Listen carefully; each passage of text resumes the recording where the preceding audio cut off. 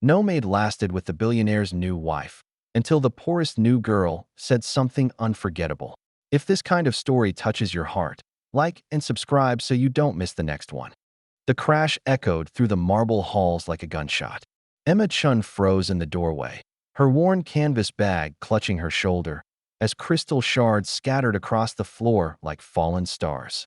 But these weren't stars. They were the remains of what looked like a $50,000 Ming vase, and standing over the wreckage was the most beautiful woman Emma had ever seen. Beautiful and absolutely terrifying. "You're all useless." The woman's voice cut through the air, sharp enough to draw blood. Her diamond bracelet caught the afternoon light streaming through floor-to-ceiling windows, throwing rainbows across the destruction at her feet. "Every single one of you."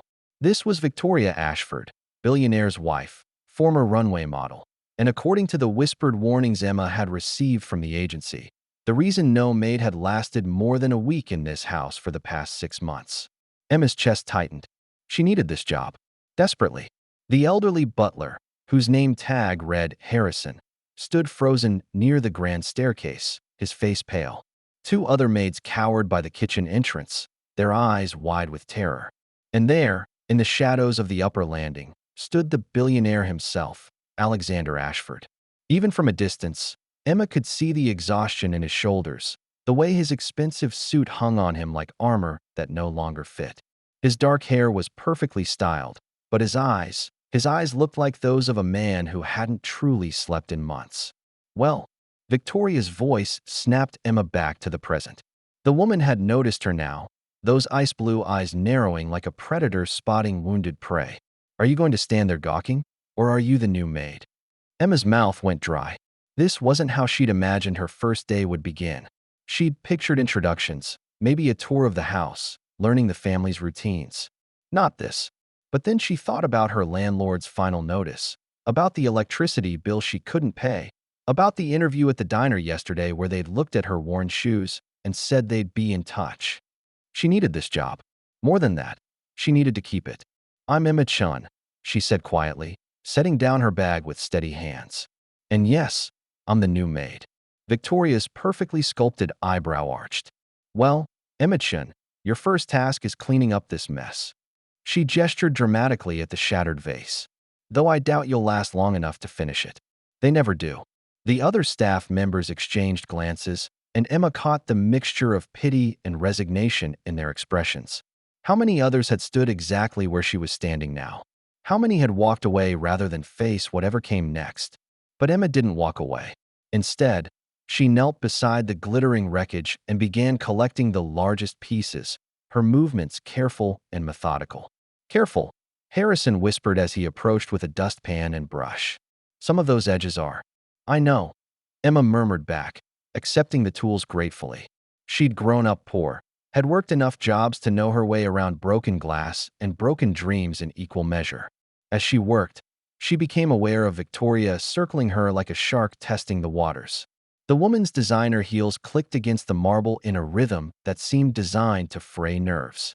"Do you have any idea," Victoria said, her voice deceptively casual, "what that vase was worth?"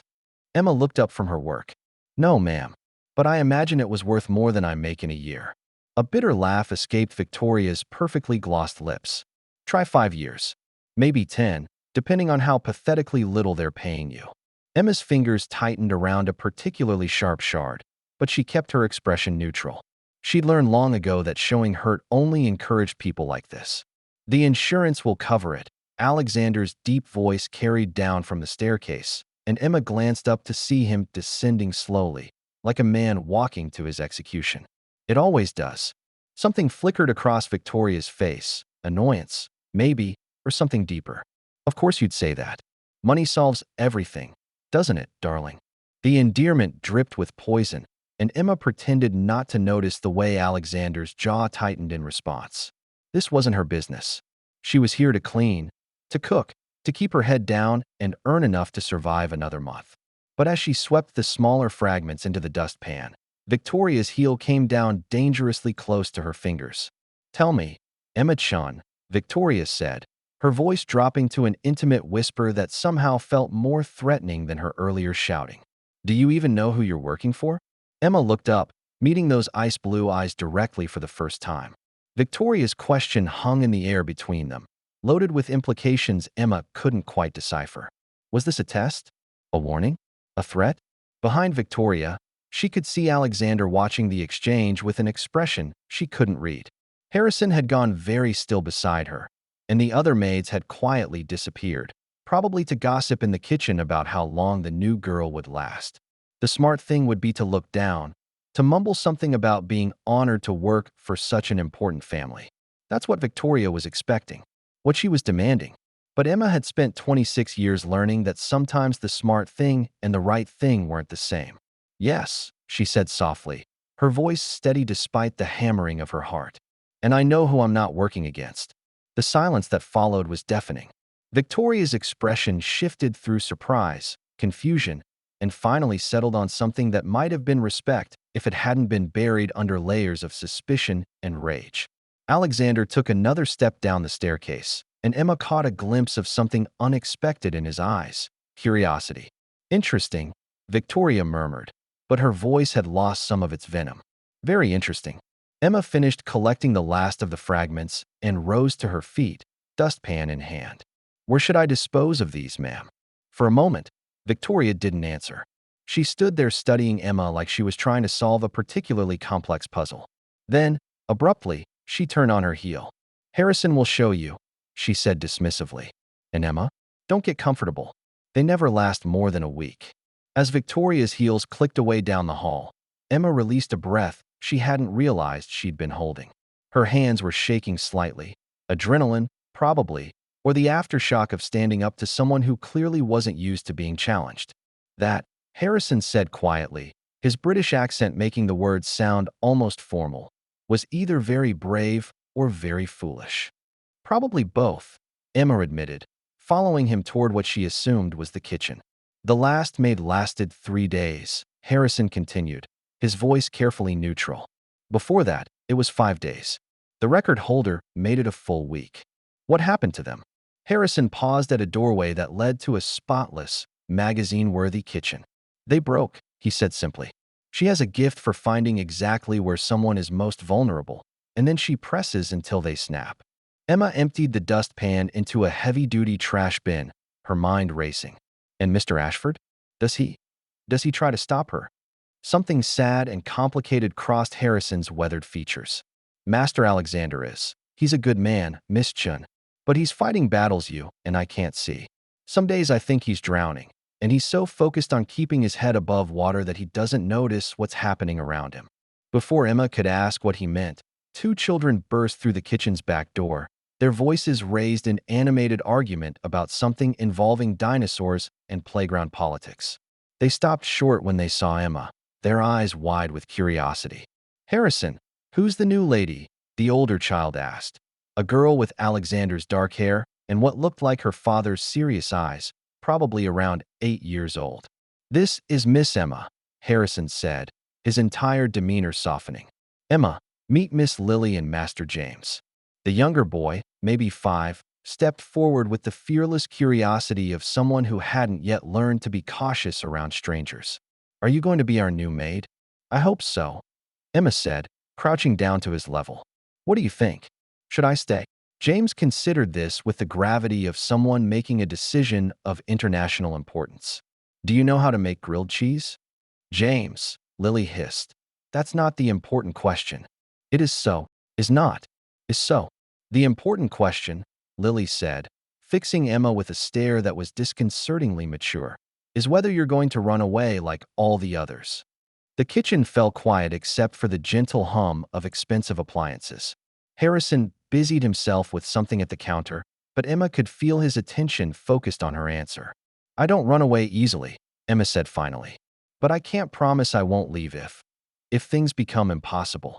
Lily nodded gravely, as if this was exactly the kind of honest answer she'd been hoping for. That's fair.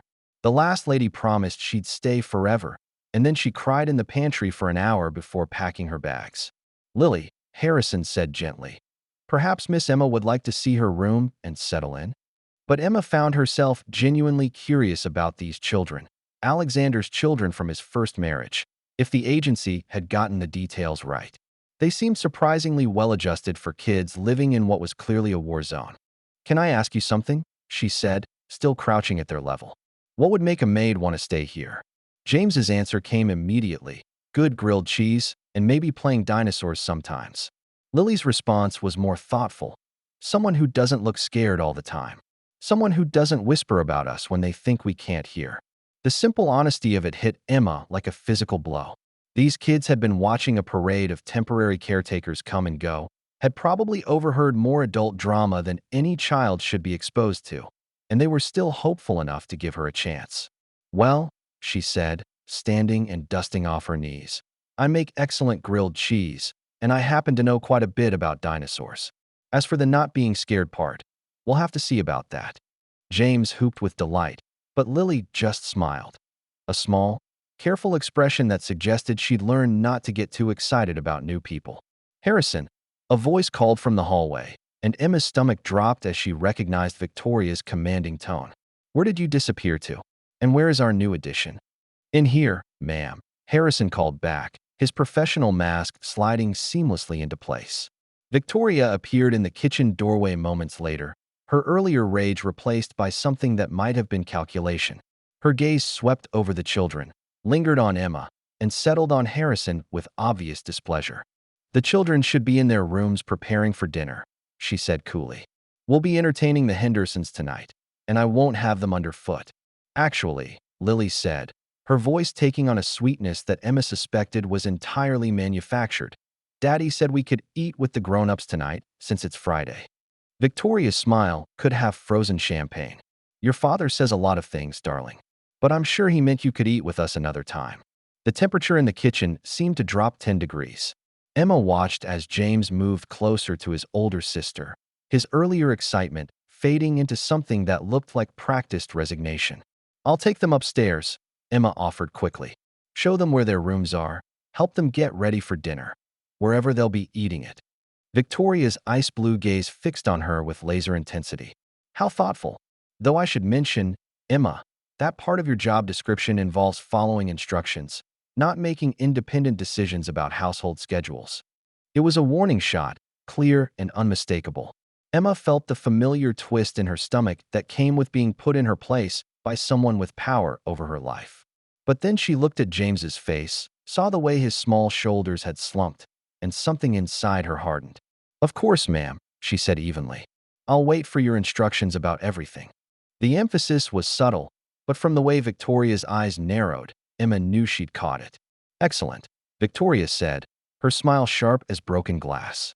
"In that case, your first instruction is to prepare the blue guest room for tonight. We'll be having an overnight visitor, and everything must be perfect." Harrison cleared his throat diplomatically. "Ma'am, if I may, the blue guest room hasn't been properly aired out since." "Since when is not your concern?" Victoria cut him off. "Emma, you'll find fresh linens in the hall closet on the 3rd floor. I expect the room to be magazine-ready within 2 hours." Emma nodded, but Lily tugged on her sleeve before she could respond. "The blue room is gross," the little girl whispered, just loud enough for everyone to hear. "Nobody's used it since Uncle Marcus visited, and he smoked in there even though Daddy said not to."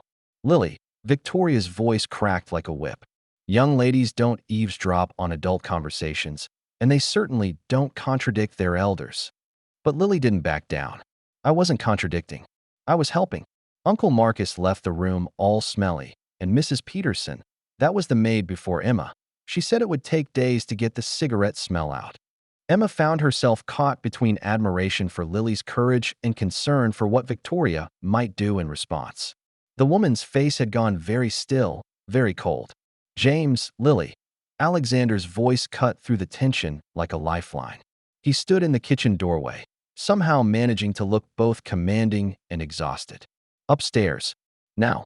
Jenny's waiting to help you with dinner preparations." Jenny, another maid Emma hadn't met yet. How many people were employed in this house? The children obeyed immediately, but not before James shot Emma a look that clearly said good luck, and Lily squeezed her hand in what felt like solidarity. Once they were gone, the kitchen felt smaller, more dangerous. Victoria stood with her arms crossed, her expression unreadable. Alexander remained in the doorway, his presence filling the space in a way that made Emma uncomfortably aware of her own heartbeat. "The blue room," Alexander said finally, "has been closed off for deep cleaning since Marcus's visit. The professional service isn't scheduled until next week." Victoria's jaw tightened almost imperceptibly. "I wasn't aware the schedule had been confirmed." "I confirmed it this morning." Alexander's tone was carefully neutral, but Emma caught the undercurrent of tension. "Emma, Harrison will show you to the staff quarters so you can settle in. Dinner service begins at 7. It was a dismissal, but a gentle one. Emma grabbed her bag gratefully, ready to escape whatever domestic battlefield she'd stumbled into. But as she followed Harrison toward the servants' staircase, she heard Victoria's voice, pitched low and dangerous. "Interesting choice, darling. I wonder how long this one will last." Alexander's response was too quiet for Emma to catch, but something in the tone of it made her footsteps slow. "Don't," Harrison murmured beside her. "Don't listen, don't get involved, and don't try to fix whatever's broken between them. That way lies madness." Emma nodded, but as they climbed the narrow staircase to the staff quarters, she couldn't shake the feeling that she'd just stepped into something far more complicated than a simple housekeeping job. And despite Harrison's warning, despite every instinct telling her to keep her head down and stay invisible, she found herself wondering about the man she'd glimpsed in the kitchen doorway. The exhaustion in his eyes, the careful way he'd handled his children, the protective edge in his voice when he'd redirected Victoria's attention. This was dangerous thinking. She was the maid. He was the billionaire. The rest was none of her business. But as Harrison showed her to a small, clean room with a narrow bed and a window overlooking the gardens, Emma couldn't stop thinking about Lily's whispered confidences and James's hopeful questions about grilled cheese. She was here to clean house. She just hadn't expected the house to need so much more than dusting. Emma's second day began at 5:30 in the morning with a list. Not just any list, a 3-page, single-spaced manifesto that had been slipped under her door sometime during the night. Written in Victoria's precise handwriting and titled "Daily Expectations for Household Staff." Emma sat on the edge of her narrow bed, still in her pajamas, reading through instructions that ranged from the merely demanding to the seemingly impossible. Fresh flowers in every room, changed daily. Floors mopped twice, once at dawn, once at dusk. Silver polished to mirror brightness. Windows cleaned inside and out, weather permitting. And that was just page 1. Page 2 covered meal preparation. Victoria's dietary restrictions, extensive. Her preferred water temperature, precisely 72 degrees, and a detailed breakdown of how her coffee should be prepared. Emma counted 17 separate steps, including grinding the beans exactly 45 minutes before serving. Page 3 was the killer. A schedule that had Emma working from 6 a.m. to nearly midnight, with breaks that seemed strategically timed to prevent her from ever sitting down for more than 10 minutes at a stretch. Harrison found her there 20 minutes later, fully dressed but still staring at the pages in disbelief. "Ah," he said, glancing at the papers in her hands. "You've received your orders. Is this normal?" Emma asked, holding up the list. Harrison's expression was diplomatically blank. The previous maid received similar instructions. And the one before that, also similar, though I believe hers was only 2 pages. Emma set the papers aside and pulled on her shoes. "Harrison, can I ask you something?" "Of course. How long have you worked here?" The butler straightened his already perfect tie. 12 years, Miss Chun. I started when Master Alexander was still married to his first wife." "And was it different then?" Something soft and sad crossed Harrison's weathered features. "Very different. Mrs. Sarah, Master Alexander's first wife, she made this house feel like a home. There was laughter in these halls, warmth in the kitchen. The children." He trailed off, seemingly lost in memory. "What happened to her?" "Cancer," Harrison said simply.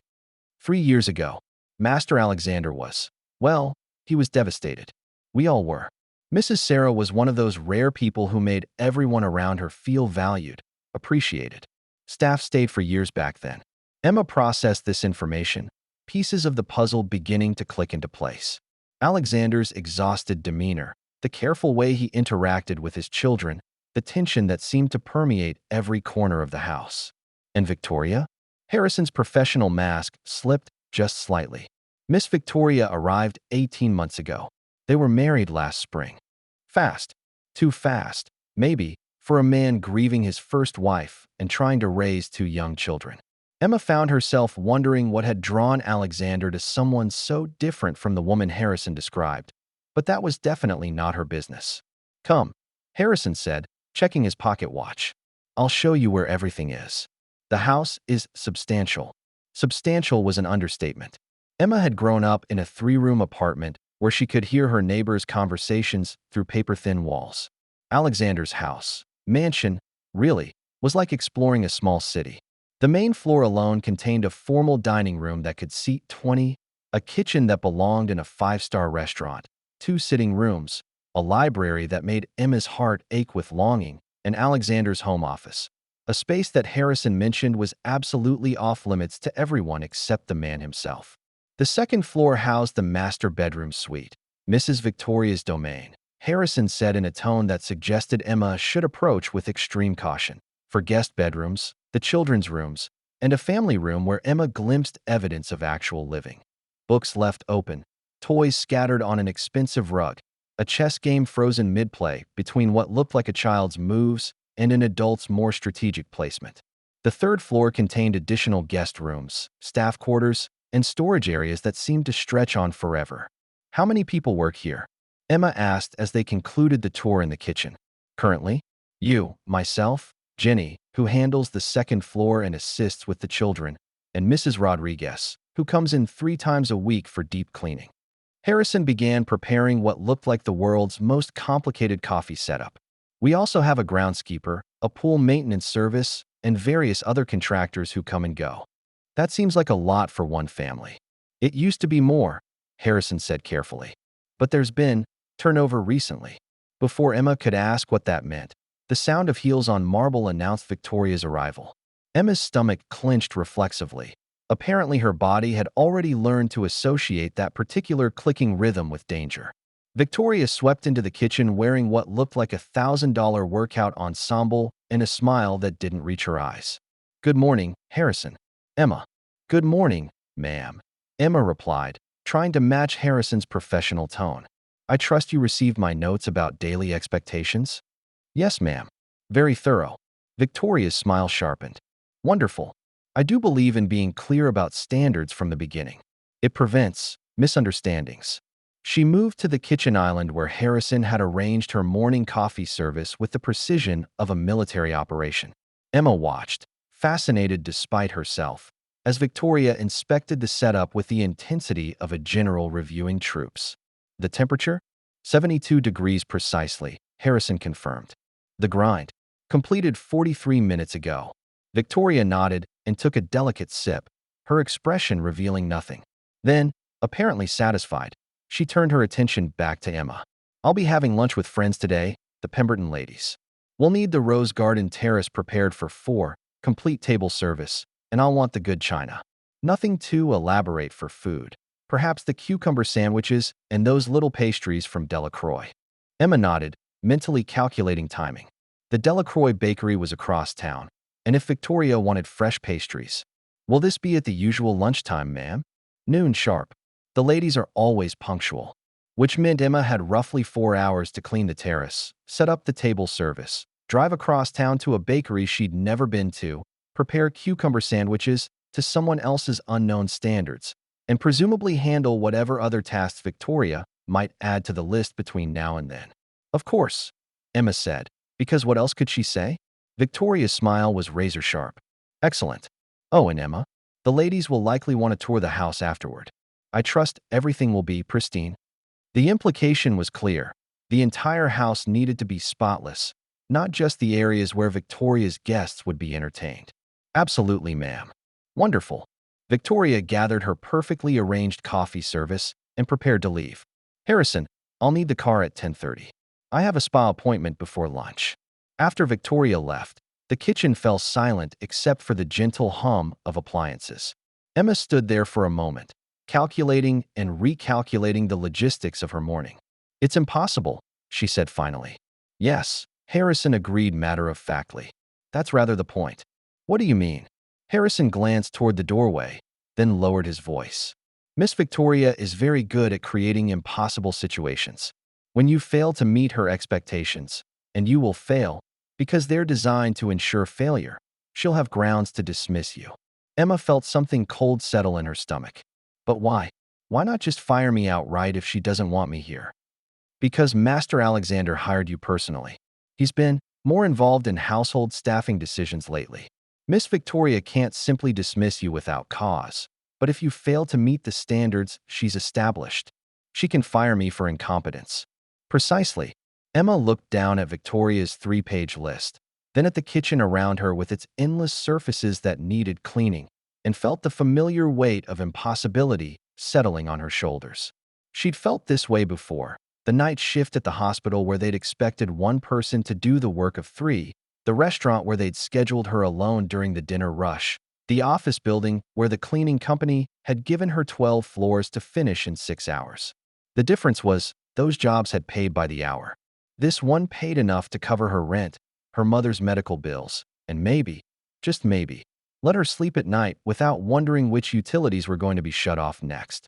Harrison, she said quietly, what if I told you I've worked impossible schedules before? The butler's eyebrows rose slightly. Have you? 3 jobs at once, for 2 years straight. 16-hour days, 7 days a week. I know how to make the impossible work. You just have to stop thinking about it as one big task and start thinking about it as a series of small, manageable problems. She could see Harrison processing this, his expression shifting from sympathetic resignation to something that might have been cautious hope. The terrace, Emma continued, thinking aloud, needs to be cleaned first while the morning air is cool. Table service setup can happen while the car is warming up. Harrison, are you comfortable driving to Delacroix? I could manage it, yes. Good. You handle the bakery run while I prep the sandwiches and tackle the house. Victoria wants everything pristine for the tour, but she doesn't know the house like you do. Where are her friends most likely to go? Harrison's eyes were definitely showing interest now. The main floor, certainly. Possibly the second-floor landing. There's a lovely view of the gardens from the window there. The library, if Lady Pemberton comes. She fancies herself a literary enthusiast. Perfect. Focus cleaning on those areas, spot check everywhere else. If something doesn't look perfect from a distance, it doesn't matter unless they're likely to touch it directly. That's remarkably strategic. Emma smiled for the first time since arriving at the house. Harrison, I've been poor my entire life. Poor people don't survive by working harder. We survive by working smarter. For the next 3 hours, Emma moved through Alexander's house like a woman possessed. She attacked the rose garden terrace with military precision, clearing away yesterday's fallen leaves, scrubbing table and chairs until they gleamed, polishing silver serving pieces until she could see her reflection in them. While Harrison drove to Delacroix, she prepared cucumber sandwiches with paper-thin slices and crusts cut to perfect uniformity, arranged them on delicate china plates, and somehow found time to dust the main floor, vacuum the library, and spot clean the second-floor landing. By 11:45, the terrace looked like something from a magazine spread. By noon, she was positioned discreetly in the kitchen, ready to serve the first course.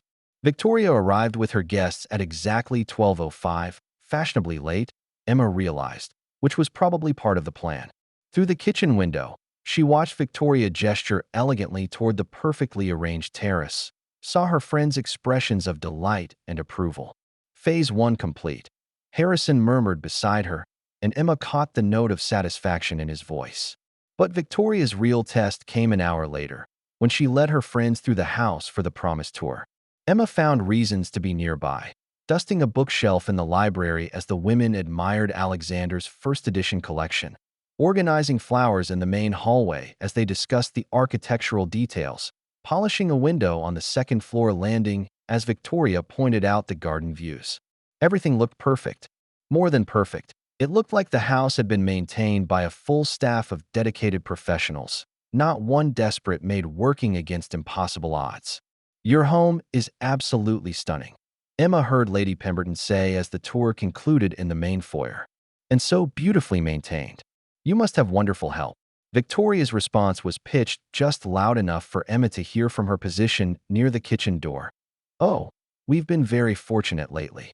Though you know how difficult it is to find good help these days. The dismissal in her tone was subtle but unmistakable. Credit where credit was due. but only to the extent that it reflected well on Victoria herself. After the guests left, Emma expected some acknowledgement of the morning's success. Instead, Victoria appeared in the kitchen with a fresh list. "The silver in the dining room needs polishing," she said without preamble. "And I noticed some water spots on the terrace glasses. Also, Master Alexander will be dining at home tonight. He'll want his usual Friday evening meal." Emma glanced at Harrison, who shook his head slightly. Apparently, Alexander's usual Friday evening meal was not something she was expected to know automatically. "Which is?" she asked. Victoria's smile was cold enough to freeze hellfire. "I'm sure Harrison can enlighten you. After all, teamwork is so important, don't you think?" After Victoria left, Harrison pulled a recipe card from a kitchen drawer with hands that were definitely not steady. "Master Alexander's wife, his first wife? She used to cook this for him every Friday," he said quietly. "It was their tradition. Miss Victoria, she insists we maintain the routine." Emma looked at the card, written in Sarah's careful handwriting. "Alex's favorite comfort food, beef bourguignon, exactly the way his grandmother made it."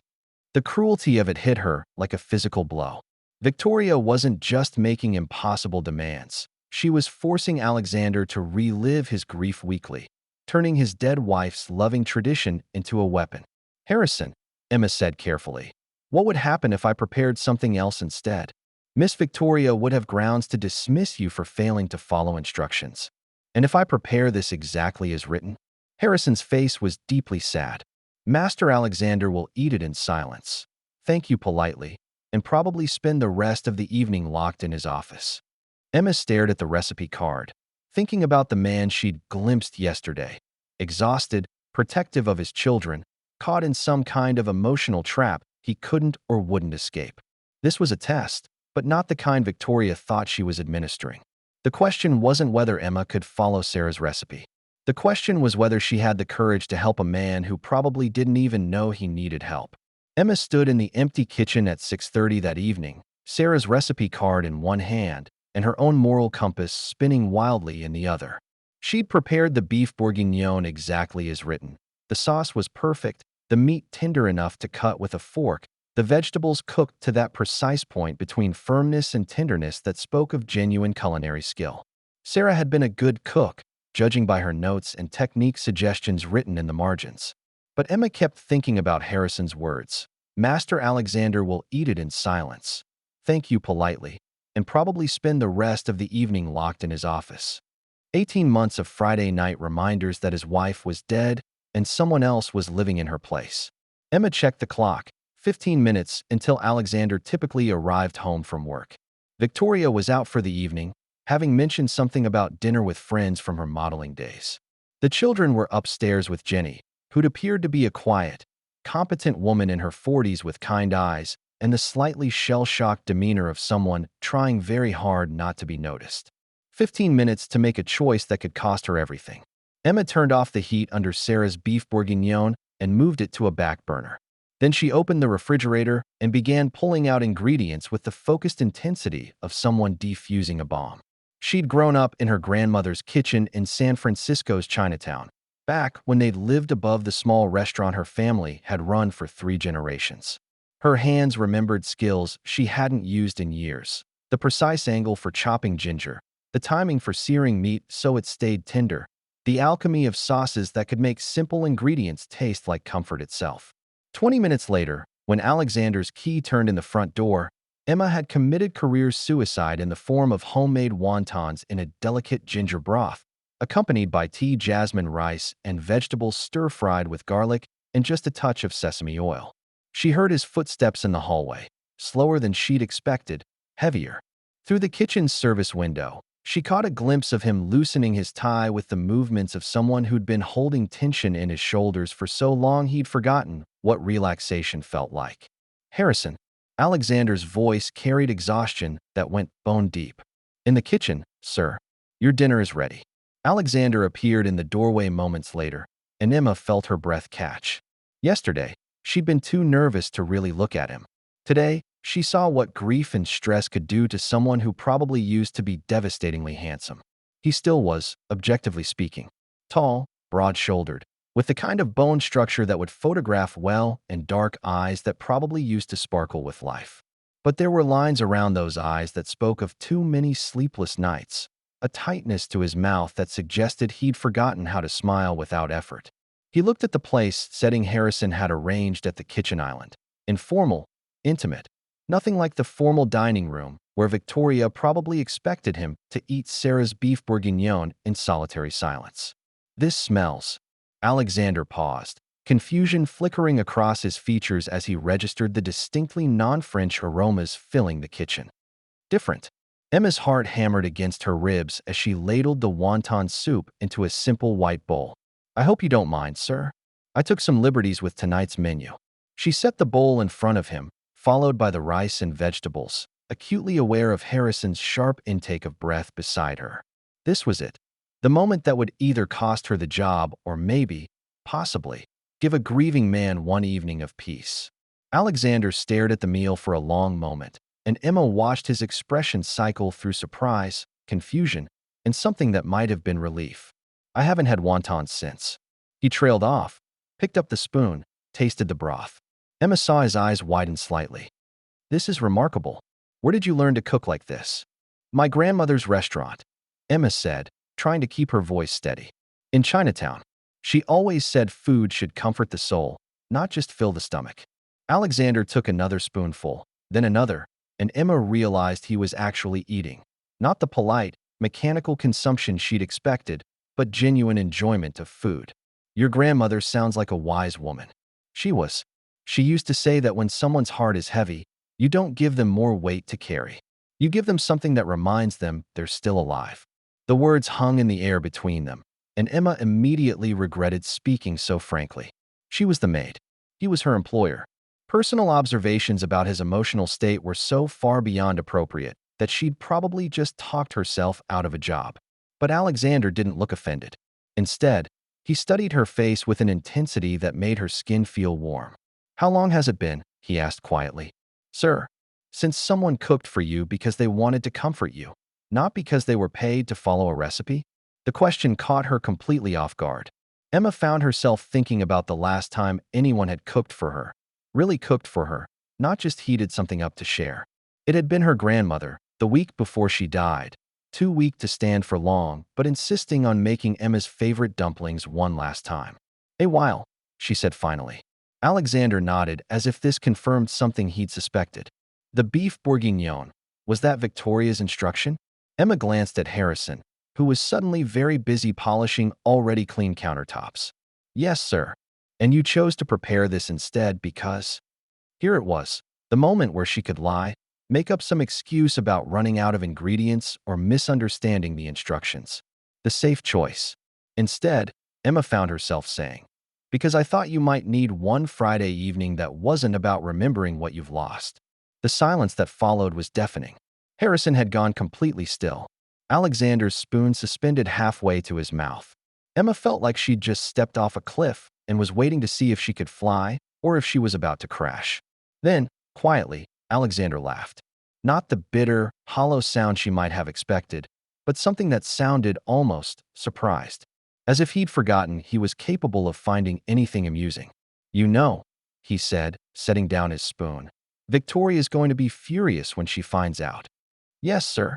I expect she'll fire me." "Probably." Alexander took another bite of wontons, seeming to savor them. "Which is a shame, because this is the best meal I've had in this house since." He didn't finish the sentence, but Emma caught the implication. Since Sarah died. Since Victoria arrived. Since grief became a weapon instead of something to be gently healed. "Sir," Emma said carefully, "if I may ask, do you want me to prepare the beef bourguignon next Friday instead?" Alexander considered this while he ate, his expression thoughtful in a way that suggested he wasn't used to being asked what he actually wanted. "What would you cook?" he said finally, "if the choice were entirely yours?" Emma blinked. No employer had ever asked her that question before. What do you like? Besides French food, I mean." "I used to like everything," Alexander said with a rueful smile. "Italian, Thai, Mexican, classic American comfort food. Sarah and we used to try new restaurants every month. She'd research places for weeks, read every review, plan these elaborate food adventures. There it was again, Sarah's name, but this time spoken with warmth instead of the careful neutrality Emma had heard from Harrison. This was what grief looked like when it was allowed to be love instead of obligation. She sounds like she was wonderful, Emma said softly. She was. Alexander's voice was quiet but steady. She would have liked you, I think. She always said the best people were the ones who cooked from the heart instead of the cookbook. Emma felt tears prick at the corners of her eyes and blinked them back quickly.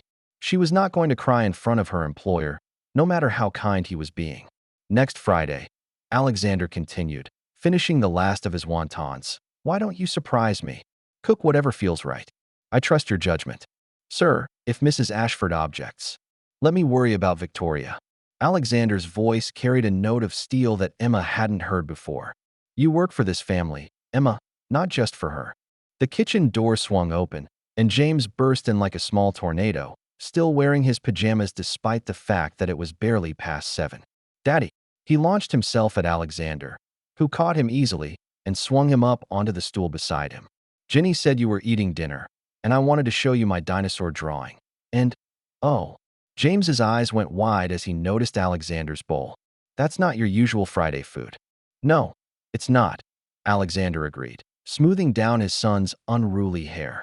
Emma made something different tonight.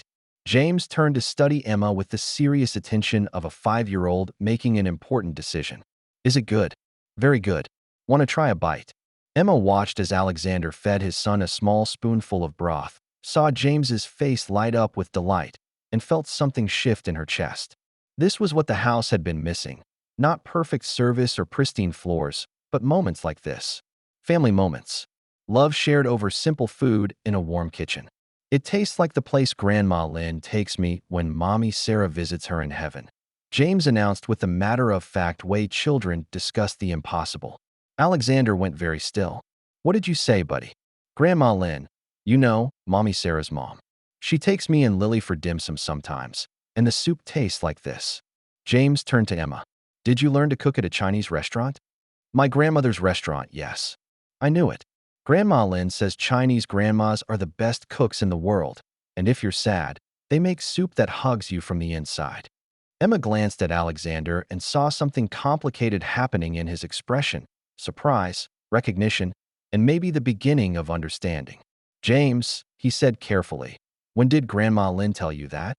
Last time she babysat us.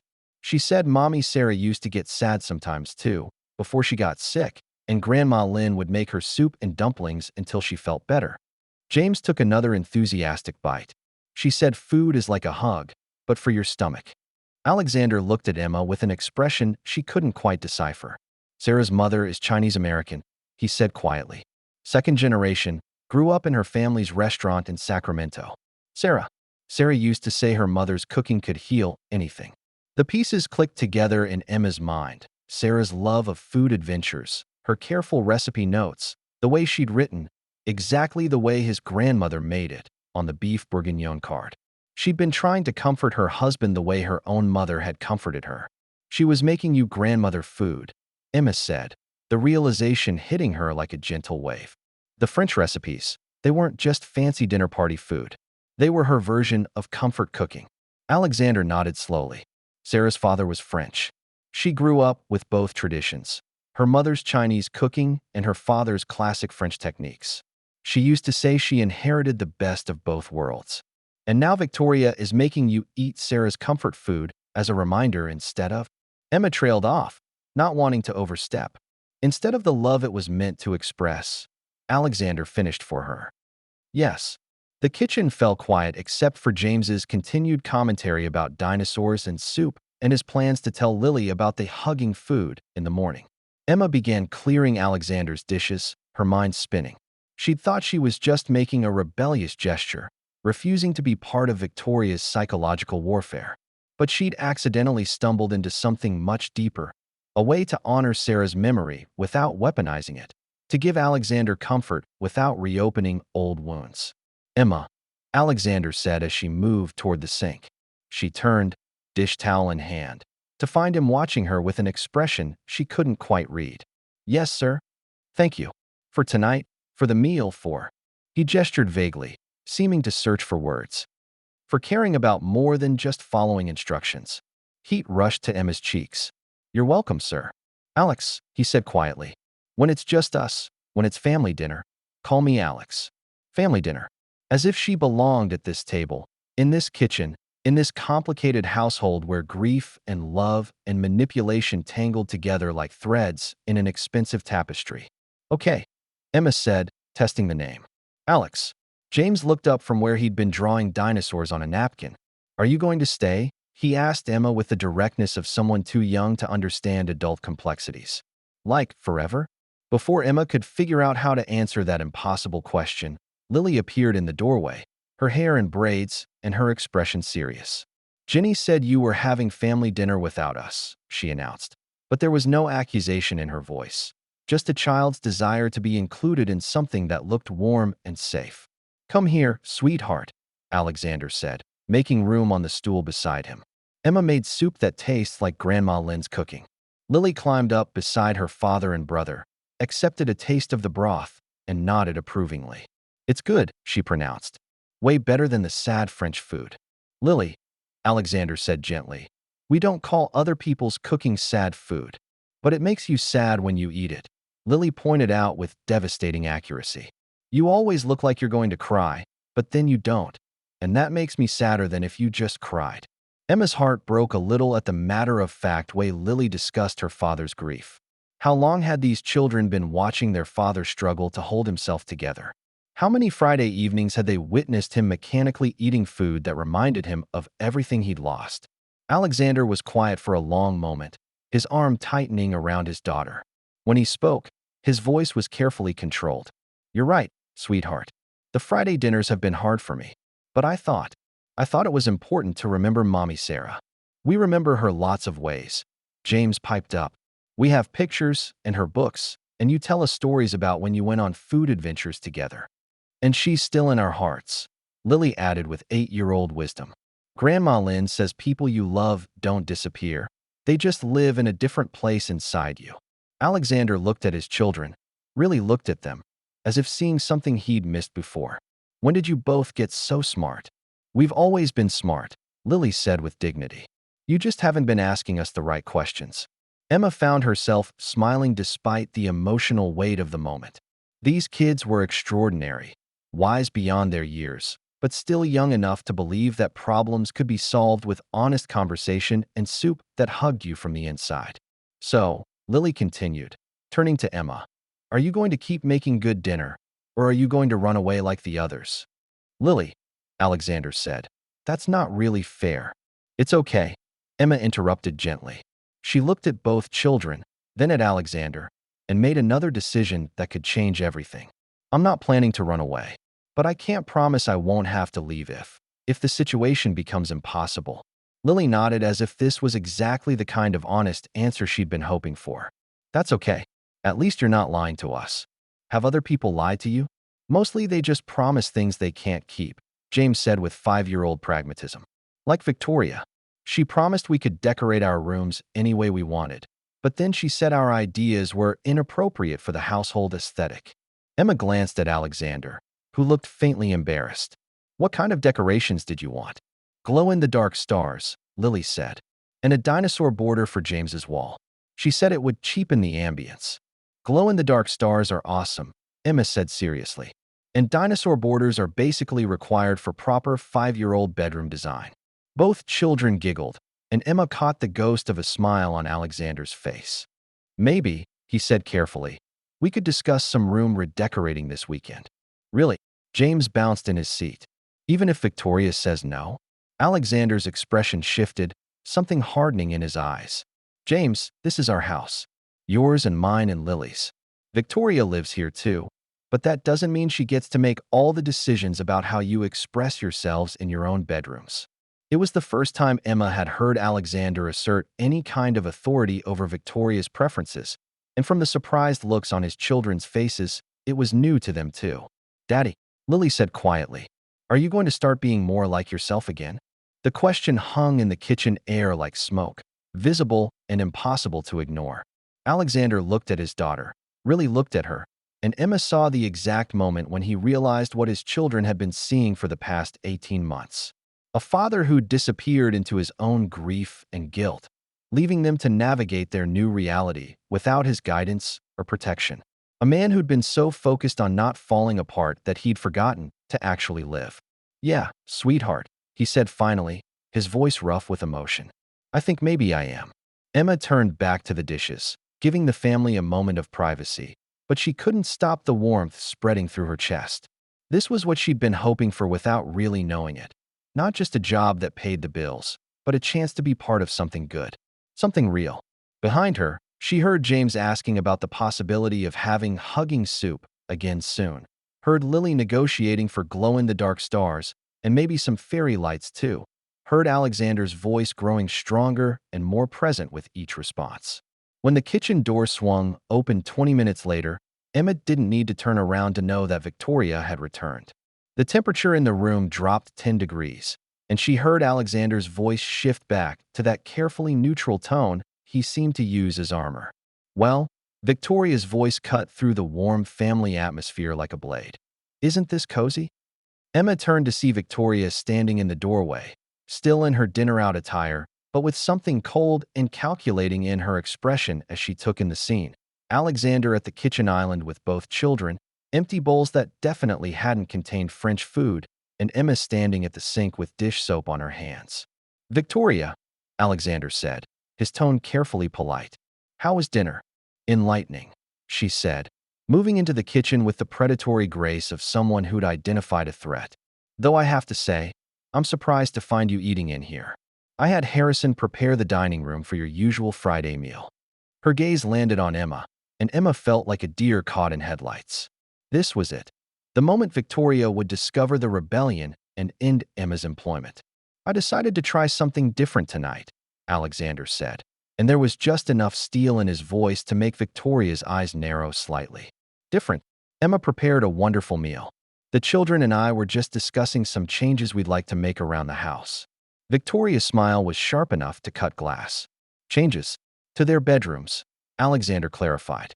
"Glow-in-the-dark stars, dinosaur borders, the things most children are allowed to have in their own rooms." "I see."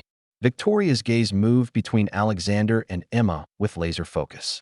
And Emma, of course, supported these domestic decisions? It was a trap, beautifully laid. If Emma agreed, she was overstepping her bounds as household staff. If she disagreed, she'd look like she was contradicting Alexander in front of his children. "I think children should feel comfortable in their own homes," Emma said carefully. "But decorating decisions are family matters, not staff concerns." Victoria's smile widened, but it didn't reach her eyes. How refreshingly appropriate. "Though I do have to ask, Emma, what happened to tonight's planned menu? I specifically requested the beef bourguignon." Here it was, the moment Emma had been dreading and expecting since she'd made her choice hours ago. She could feel Alexander's attention focused on her, could sense his children watching the adult drama unfold with the intuitive understanding kids developed when they'd witnessed too much conflict. "I made an executive decision," Emma said quietly. "I thought Mr. Ashford might enjoy something different." "An executive decision." Victoria's voice was silk over steel. "How interesting. Tell me, Emma, what gave you the impression that our household staff was authorized to make executive decisions about family meal planning?" The kitchen was silent except for the gentle hum of appliances and the sound of Emma's heart hammering against her ribs.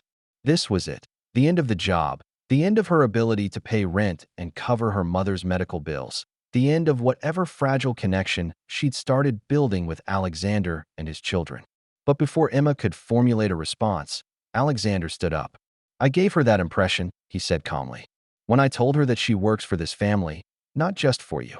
Victoria's expression went very still, very cold. "Excuse me." "You heard me." Alexander's voice was quiet but carried absolute authority. "Emma is employed by this household to provide services that benefit this family. That includes using her judgment to prepare meals that serve our actual needs rather than your psychological agenda." The silence that followed was deafening. Emma saw Victoria's face cycle through shock, rage, and something that might have been calculation as she processed this unexpected challenge to her authority. "My psychological agenda?" Victoria's voice was dangerously soft. making me eat Sarah's comfort food every Friday as a reminder of what I've lost, Alexander said matter-of-factly, using her recipes as weapons instead of honoring her memory. Yes, Victoria, your psychological agenda. Emma couldn't breathe. She'd never heard anyone challenge Victoria so directly, had never imagined Alexander was even aware of the manipulation, much less prepared to confront it. Victoria's gaze moved between Alexander and Emma with venomous precision. I see. And this revelation came to you how, exactly? Did your new maid help you reach this conclusion? Emma cooked me a meal that reminded me what food is supposed to do, Alexander said calmly. Nourish, comfort, bring people together. She reminded me what Sarah was actually trying to give me with those Friday dinners. And what was that? Love, Alexander said simply. Not grief, not obligation, just love. Victoria stood frozen for a moment, and Emma could practically see the gears turning in her head as she recalculated her strategy. This wasn't going according to whatever plan she'd had. Well, she said finally, her voice carefully controlled. It seems I've been misunderstanding my role in this family. Victoria. No, it's quite all right, Alexander. I can see that changes are needed. Her smile was razor sharp. Perhaps we should discuss these changes privately. Emma, you may go. We'll handle the cleanup. It was a dismissal, but Emma hesitated, looking at Alexander and the children. She'd just witnessed something significant, a man beginning to reclaim his own life. But she wasn't sure if her presence was helping or making things worse. Go ahead, Emma, Alexander said gently. Thank you for dinner. For everything. Emma nodded and hung up her dish towel. But as she moved toward the door, Lily's voice stopped her. Emma, tomorrow is Saturday. Can we have hugging food for breakfast too? Before Emma could answer, Victoria's voice cut through the kitchen like ice. Emma won't be here tomorrow, sweetheart. We'll be making some staffing changes tonight. Emma's stomach dropped to her shoes. She looked at Alexander, hoping to see some sign that he would override Victoria's decision, but his expression was unreadable. We'll discuss it, he said finally, which wasn't exactly the support Emma had hoped for. As Emma left the kitchen, she heard Victoria's voice rising in what sounded like the beginning of a significant argument. She climbed the stairs to her small room and sat on the narrow bed, staring at the same 3 pages of impossible instructions she'd received that morning. Less than 48 hours ago, she'd been desperate for this job. Now she was desperate to keep it, but for completely different reasons. The difference was, yesterday she'd been afraid of disappointing a difficult employer. Tonight, she was afraid of abandoning a family that was just beginning to remember how to be whole. Emma woke to the sound of raised voices at 3 in the morning. She lay in her narrow bed, staring at the ceiling and listening to what was clearly a full-scale argument happening somewhere below. Alexander's voice, deeper and more controlled. Victoria's, sharp with fury and something that might have been desperation. She couldn't make out specific words, but the emotional tenor was unmistakable. This was the kind of fight that changed things permanently. By dawn, the house had gone silent. Emma dressed quickly and made her way downstairs, expecting to find either a termination notice or a house staff meeting where Victoria announced her firing in front of everyone. Instead, she found Harrison in the kitchen, making coffee with the mechanical precision of someone operating on very little sleep. Good morning, she said carefully. Miss Chun. Harrison's greeting was formal, but she caught something that might have been sympathy in his expression. I trust you slept well. Did you? Harrison's smile was rueful. Not particularly. I suspect no one in this house slept well last night. Emma began pulling ingredients for breakfast, trying to read the situation from Harrison's body language. Are the children up yet? Master James and Miss Lily are still sleeping. I imagine they'll be down within the hour. They're early risers by nature. And Mr. Ashford? Gone to the office. He left around 5:30. Emma's hands stilled on the egg carton. On a Saturday, Master Alexander often works weekends when he needs to think, or when he needs to avoid thinking. Harrison poured coffee into 2 cups, offering one to Emma. Miss Victoria is also absent this morning. She left around 6, with several suitcases. Emma nearly dropped her coffee. Suitcases? A considerable number of them, Harrison confirmed, along with what appeared to be her jewelry collection and several expensive handbags. Emma stared at him, trying to process this information. Victoria was gone. Just like that? Is she coming back? Harrison's expression was diplomatically neutral. I couldn't say, Miss Chun, though I did notice she took her passport.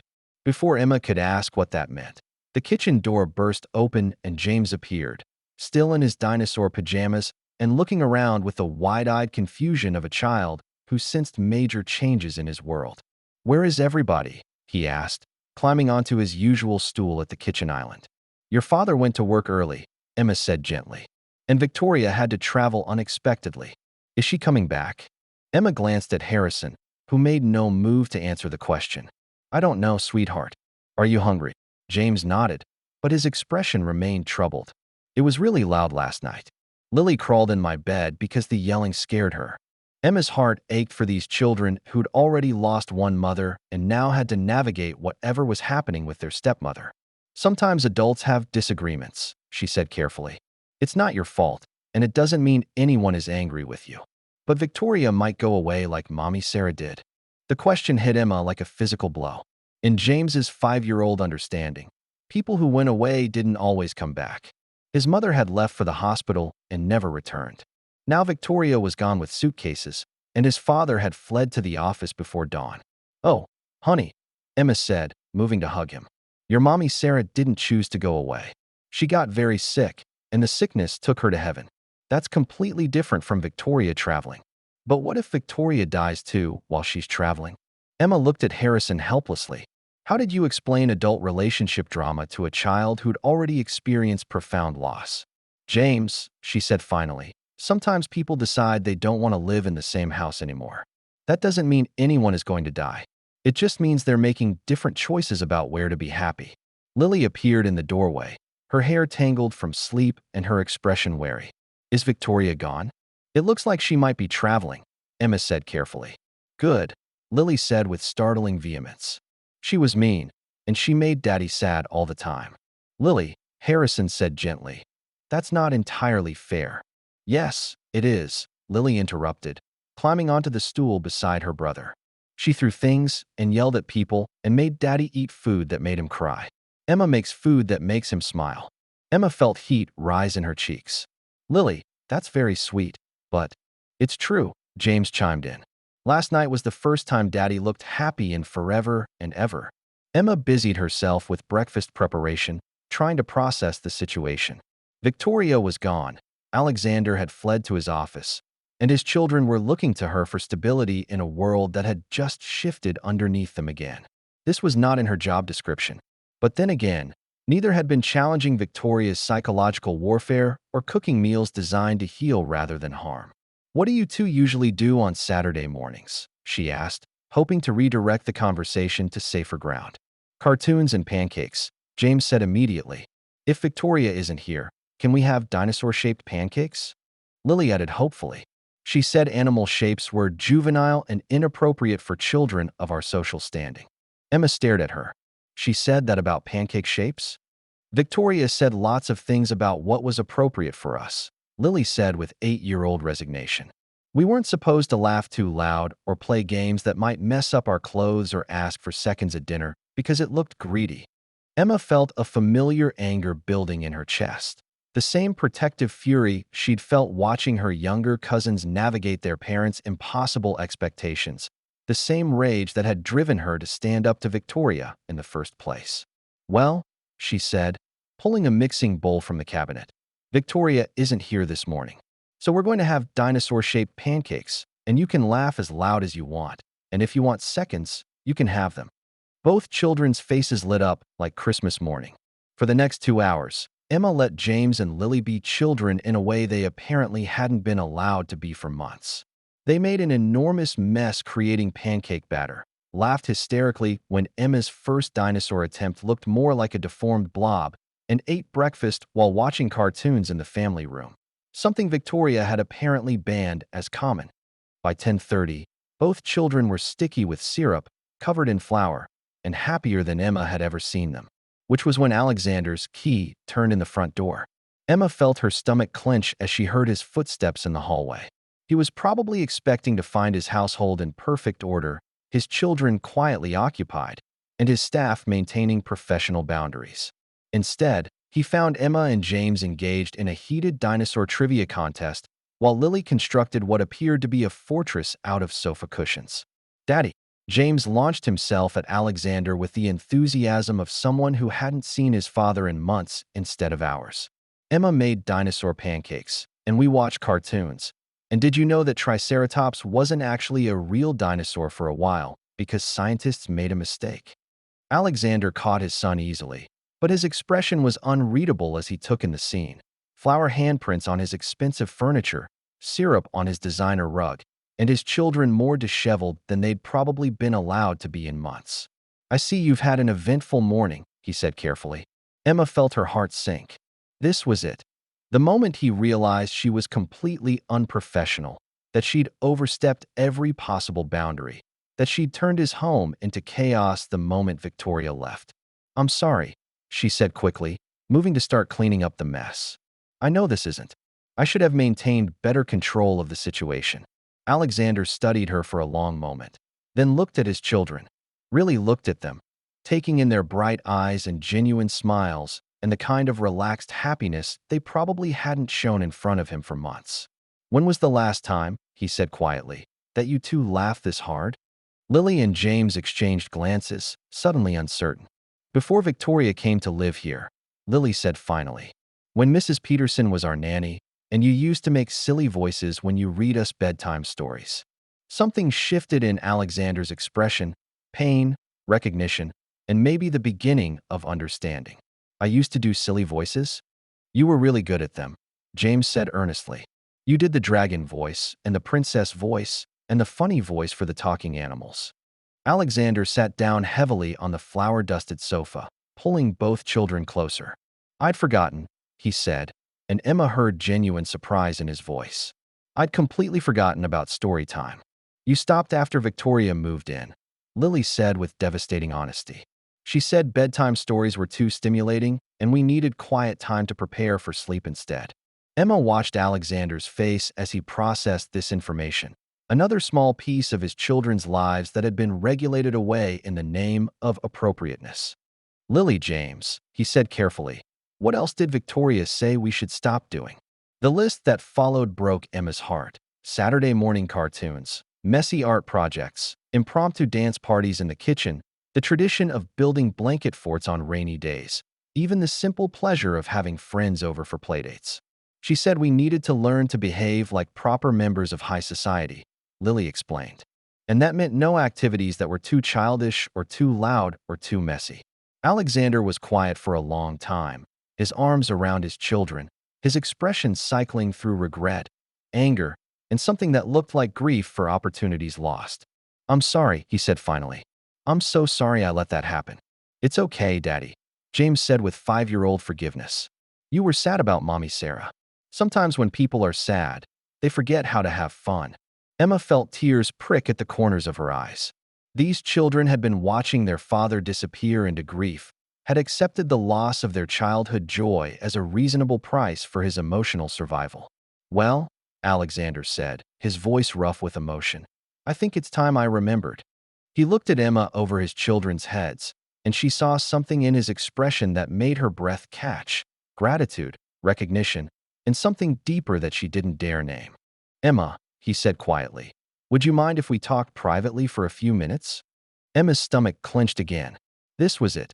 The conversation where he thanked her for helping but explained that her services were no longer needed, that he couldn't employ someone who'd caused such upheaval in his marriage.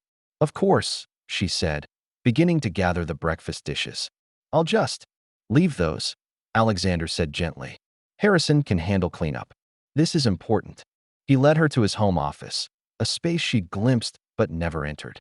It was surprisingly warm for such a formal room, dark wood and leather, but with family photos on the desk and children's artwork pinned to a bulletin board behind his chair. Alexander closed the door and leaned against it, suddenly looking exhausted again. "Victoria's gone," he said without preamble. "Harrison mentioned she left early this morning. She's not coming back." Alexander moved to stand behind his desk, hands braced on the surface. "She made that very clear during our conversation last night." Emma waited, unsure what response he was looking for. "She gave me an ultimatum," Alexander continued. "Fire you immediately and restore her authority over all household decisions. or she would leave and file for divorce. Emma's heart sank. Sir, I never meant to cause problems in your marriage. If my employment is creating conflict. Emma. Alexander's voice was firm, cutting through her apology. Stop. You didn't cause problems in my marriage. You revealed problems that were already there.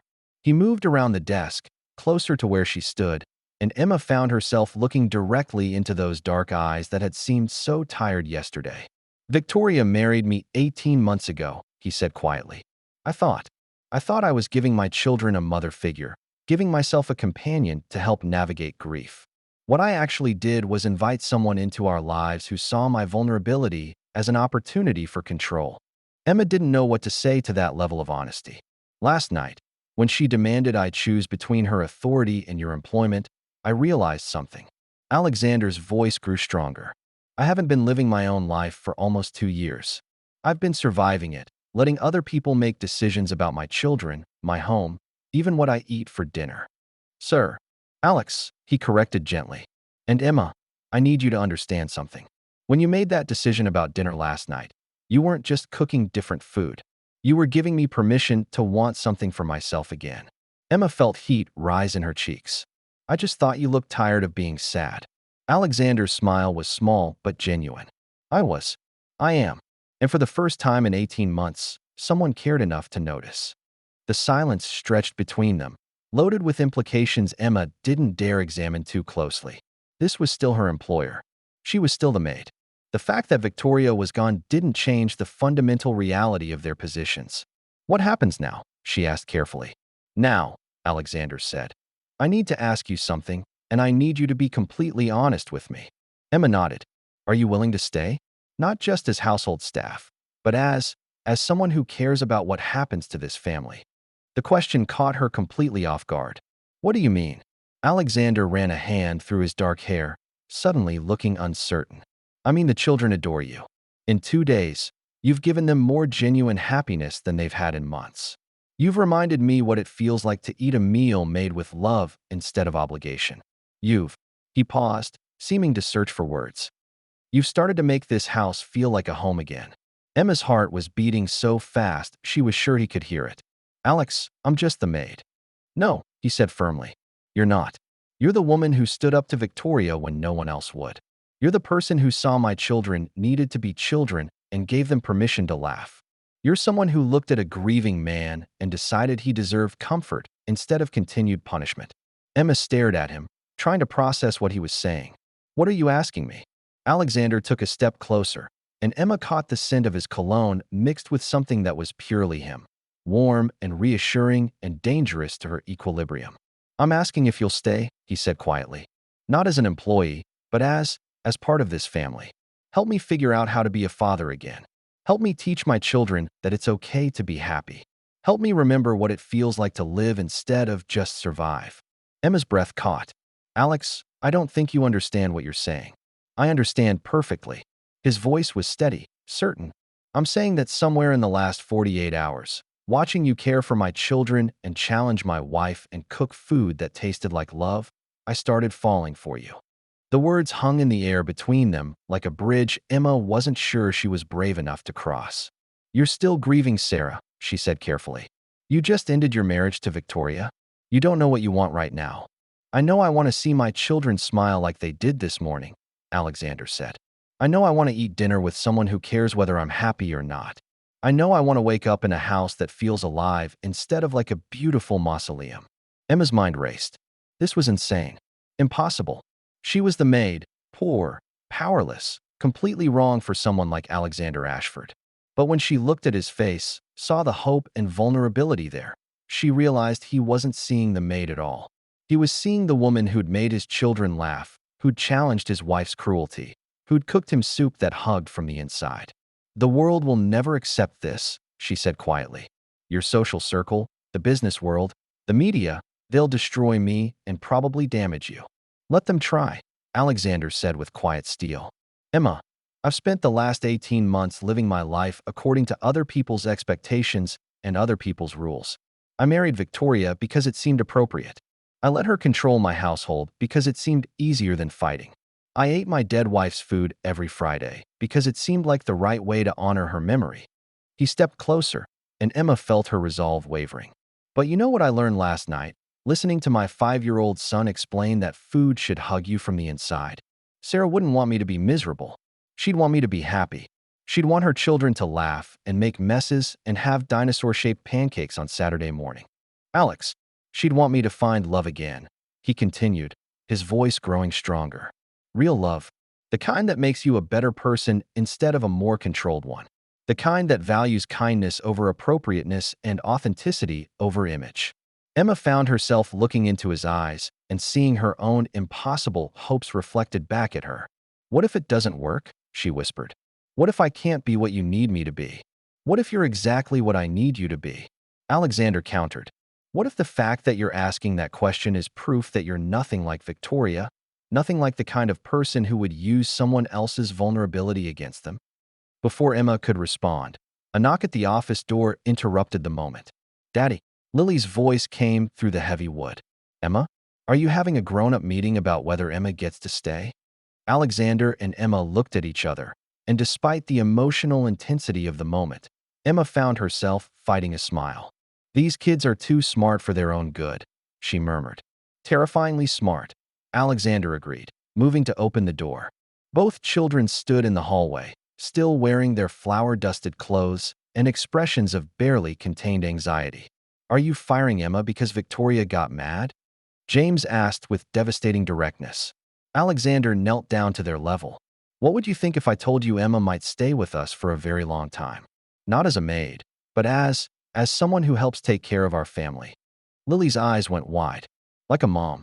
The question hung in the air, loaded with hope and fear in equal measure. Emma felt her heart stop as she waited for Alexander's answer. Maybe, he said carefully. Would that be okay with you? James threw his arms around Alexander's neck with the enthusiasm of someone who'd just received the best news of his life. Yes, yes, yes, yes. Emma makes the best hugging food, and she's not scared of messes, and she knows about dinosaurs. Lily was more cautious, studying Emma's face with 8-year-old seriousness. Would you really stay? Even if it gets hard? Even if people are mean about it? Emma felt tears prick at the corners of her eyes. This little girl had already lost one mother and watched another leave after 18 months of psychological warfare. She was asking for promises that Emma wasn't sure she could keep. But then she looked at James's hopeful face, at Alexander's quiet strength, at the possibility of belonging somewhere for the first time in her adult life. Lily, she said, crouching down to the little girl's level. I can't promise that everything will always be easy. But I can promise that if you'll have me, I'll love you and your brother and your daddy with everything I have. And I'll never, ever leave because things get difficult. Lily studied her for a long moment, then nodded solemnly. Okay, but can we still have dinosaur pancakes sometimes? Emma laughed, feeling lighter than she had in years. Honey, we can have dinosaur pancakes whenever you want. What about blanket forts? Especially blanket forts. And can Daddy do silly voices for bedtime stories again? Emma looked at Alexander, who was watching the exchange with an expression of wonder and growing joy.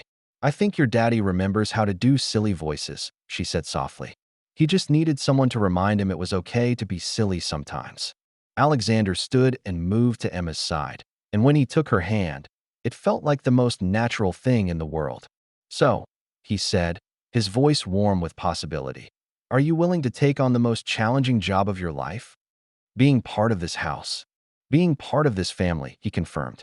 Emma looked at the 3 faces watching her.